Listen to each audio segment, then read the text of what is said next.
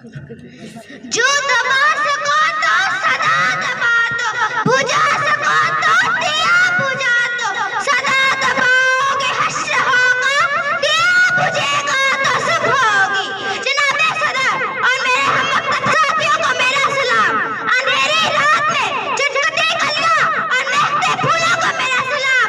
आज इस शोमे यकजहती कश्मीर के मौके पर मैं जिस मौजू पे बात करने के लिए हाजिर हुई हूँ वो है कश्मीर जन्नत का नजायज कब्जा। कश्मीर कभी हिंदुस्तान का हिस्सा था ही नहीं, कश्मीर पाकिस्तान की शहरत है और ये सबको पता है कि शहरत के बगैर जीना नामुमकिन है। याराने जहाँ कहते हैं कश्मीर है जन्नत, याराने जहाँ कहते हैं कश्मीर है जन्नत, जन्नत ना कभी किसी काफिर को मिली है न मिलेगी। ये तो सारी दुनिया को मालूम है कि कश्मीर पाकिस्तान का हक है। ये अलग बात है कि कोई पाकिस्तान के साथ देने को तैयार ही नहीं।